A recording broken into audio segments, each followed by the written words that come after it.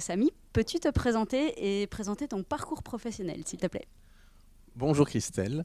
Donc moi je m'appelle Samy Rigal, je suis un interne en oncologie à Toulouse. Moi je suis toulousain, je suis né ici et donc je réalise ma formation en tant que médecin oncologue ici au centre de l'Institut universitaire du cancer. L'internat en oncologie dure 5 ans. Durant ces 5 ans, on va faire des stages en cancérologie et dans différents services avec l'objectif c'est de voir donc, les patients atteints de cancer et apprendre les différents types de traitements. J'ai également fait une année en Master 2, donc au CRCT, pour compléter ma formation d'oncologue médical. Et par la suite, j'aurai une formation de 2 ans supplémentaires pour terminer ma formation.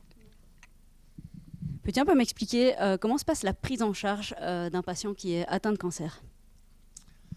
Donc la prise en charge d'un patient atteint de cancer, elle s'articule autour de 3 axes. La chirurgie, la radiothérapie et la chimiothérapie. Et souvent, ces 3 axes sont complémentaires. Dans un premier temps, il faut évaluer, on va dire, quel type de cancer a le patient, son stade. Si c'est un stade loco-régional, c'est des patients qui vont surtout avoir de la chirurgie avec de la radiothérapie et de la chimiothérapie autour. Si c'est des patients métastatiques, on va plutôt avoir de la chimiothérapie comme rôle central et autour va s'articuler à la chirurgie et la radiothérapie. Il faut aussi prendre en compte la spécificité de chaque patient, donc l'âge des patients, où ils habitent, la famille, mais également leurs comorbidités, leurs antécédents. Et l'objectif, c'est ce qu'on appelle faire une prise en charge globale et surtout une prise en charge personnalisée pour chaque patient. Justement, j'ai une question par rapport où tu dis la prise en charge globale. Est-ce qu'elle est multidisciplinaire, cette prise en charge? Avec quel thérapeute ou quel professionnel vous travaillez tous ensemble? Alors, elle est multidisciplinaire, ça c'est obligatoire. En cancérologie, on a une obligation d'être multidisciplinaire et surtout cette multidisciplinarité, elle s'agrandit de jour en jour et surtout d'année en année. Donc j'avais parlé des chirurgiens, de la chirurgie, de la radiothérapie et de l'oncologie. Ça, ce sont les traitements, on va dire, spécifiques du cancer. Mais surtout, on va avoir besoin des anatomopathologistes qui vont diagnostiquer précisément quel est le type de cancer. Aujourd'hui, on parle aussi de thérapie ciblée, donc on a besoin de faire des séquençages ADN, des NGS pour réaliser effectivement une médecine de précision. Et donc là, on a toujours besoin des anatomopathologistes, mais également des patients métastatiques qui sont douloureux. On va avoir besoin des soins de support et notamment des équipes spécialisées dans la douleur, spécialisées dans les soins palliatifs.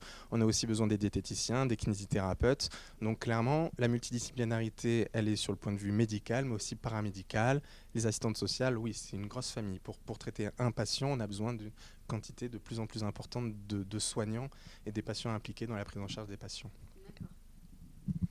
Merci, c'est vraiment intéressant de voir qu'effectivement il y a une grosse équipe derrière. Alors j'ai 2 dernières petites questions. Comment évoluent les chiffres du cancer ces dernières années? Sensiblement, en France, on est à peu près à plus de 350 nouveaux cas de cancer par an. Les taux d'incidence, à peu près pour les hommes, c'est de 330 nouveaux cas pour 100 000 hommes en France. Et concernant les femmes, c'est à peu près 270 nouveaux cas de femmes pour 100 000 femmes en France. Clairement, les cancers majoritaires sont les cancers du sein, avec près de 55 000 nouveaux cas par an en France. Sensiblement, c'est le même cas pour les cancers de la prostate et par la suite les cancers colorectals. Et enfin, les cancers pulmonaires. Concernant les taux d'incidence, on trouve que chez les hommes, il y a un taux d'incidence qui a tendance à diminuer parce que les hommes fument moins. Il y a toujours de l'alcool. L'alcool, tabac et la sédentarité, ce sont les facteurs de risque principaux. Mais par contre, chez les femmes, ça a tendance à se stabiliser. Pendant un petit moment, notamment dans les cancers bronchopulmonaires, il y avait de plus en plus de femmes parce qu'il y a de plus en plus de femmes qui fument.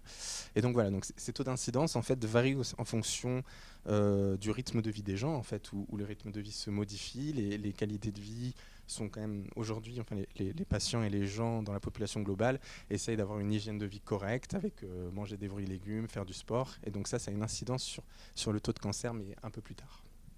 Donc on va dire que le taux d'incidence s'améliore chez les hommes, se stabilise chez les femmes, mais il y a de plus en plus les patients, les gens veulent améliorer leur qualité de vie et on espère que plus tard, ça aura une incidence sur le taux de cancer.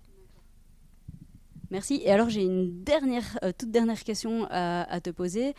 Au niveau des rémissions, est-ce que ça va de mieux en mieux? Est-ce qu'on observe plus en plus de rémissions ces dernières années, ces derniers mois?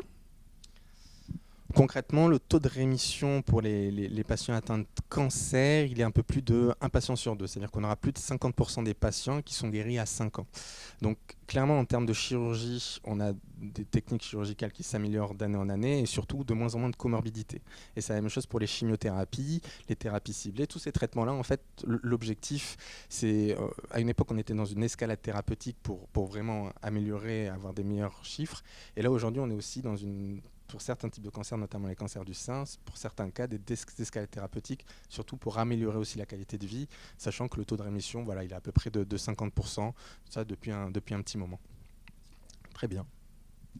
Merci Samy pour ces informations vraiment très importantes et merci pour ton temps.